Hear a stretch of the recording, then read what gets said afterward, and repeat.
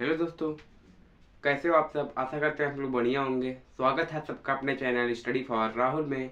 दोस्तों देखिए, हमारा आज का टॉपिक है पौधों में जनन। पौधों में जनन, जनन की विधियां हम आज आपको बताने वाले हैं।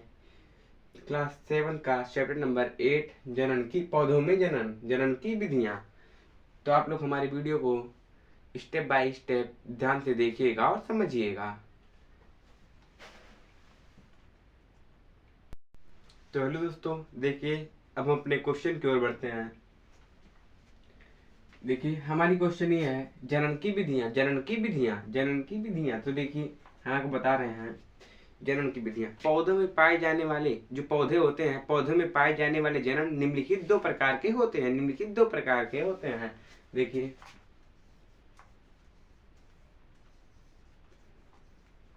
पौधों में पाए जाने वाले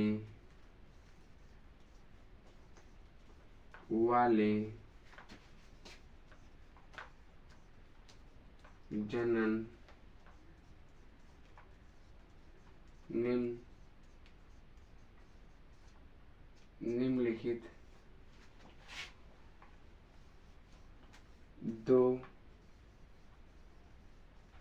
प्रकार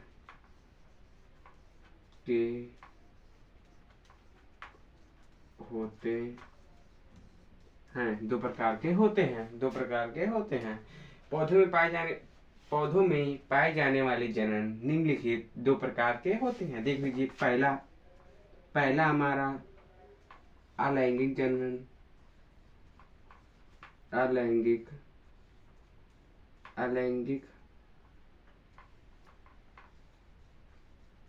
अलैंगिक जनन। दूसरा लैंगिक लैंगिक जनन। लैंगिक जनन। अब हम आपको अलैंगिक जनन की अलैंगिक जनन की परिभाषा बताएंगे। देखिए पहला देख लीजिए हमारा। देखिए पौधों में पाए जाने वाले जनन निम्नलिखित दो प्रकार के होते हैं। जो पौधों में पाए जाते हैं जनन, उन निम्नलिखित दो प्रकार के होते हैं। अलैंगिक जनन, लैंगिक जनन। अलैंगिक जनन में पौधे अलैंगिक जनन में पौधे के किसी भाग जैसे जड़, तना, पत्तियों से नए पौधे उत्पन्न होते हैं। अलैंगिक जनन हमारा ये है। अलैंगिक जनन में पौधे जैसे कि जड़, तना, पत्तियों से पौधे उत्पन्न होते हैं। इसमें अलैंगिक जनन में जड़, तना, पत्तियों से पौधे उत्पन्न होते हैं। इस प्रक्रिया में बीजों का उपयोग संतति बढ़ाने में नहीं होता है, जबकि लैंगिक जनन में नए पौधे बीजों के द्वारा ही उगते हैं। तो देखिए हम आपको अलैंगिक जनन बता रहे हैं।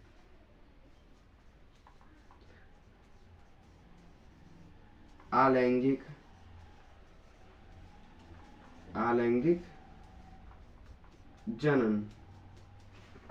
जनन। देखिए हमारा अलैंगिक जनन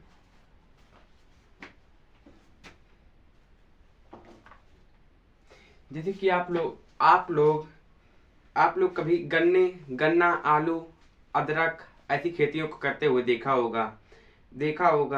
ऐसे खेतों में इसे बोते हुए देखा होगा।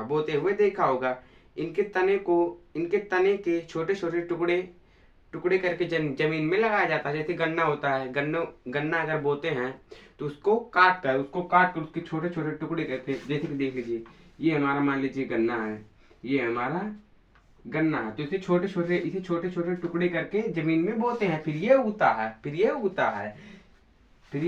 जैसे कि देखिए ये उगता है। फिर ये उगता है। ये पौधे अलैंगिक जनन कहलाते हैं। जनन की इस विधि में नए पौधे को उगाने में बीजों की आवश्यकता नहीं होती है। बीजों की आवश्यकता नहीं होती है, क्योंकि इसमें मान लीजिए हमारा गन्ना, जैसे कि गन्ना है, तो इसे काट कर बोते हैं, इसलिए इसमें बीजों की आवश्यकता नहीं होती है। उसे अलैंगिक जनन कहते हैं, उसे अलैंगिक जनन कहते हैं। देखिए अब हम लिखा रहे हैं, ये नोट कर लीजिए आप लोग। देखिए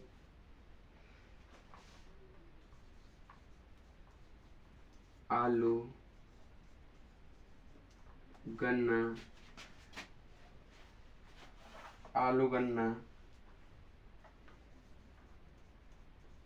आदि, आलू गन्ना आदि के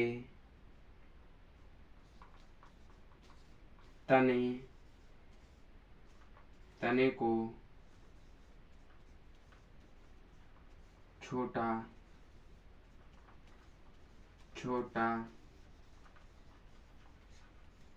करके, छोटा छोटा करके जमीन में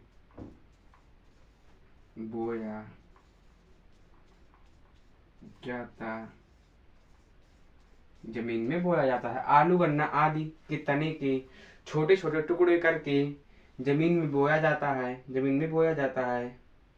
ये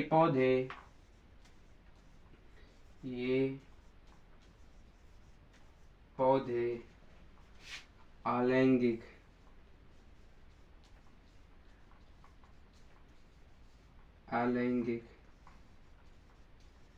जनन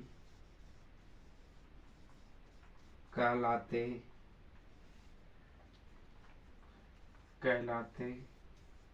हैं। ये पौधे अलैंगिक जनन कहलाते हैं। और देखिए और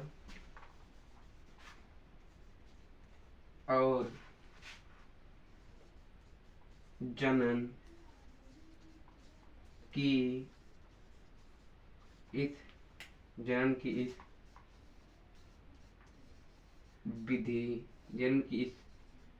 विधि में पौधों को उगाने में बीज की जरूरत नहीं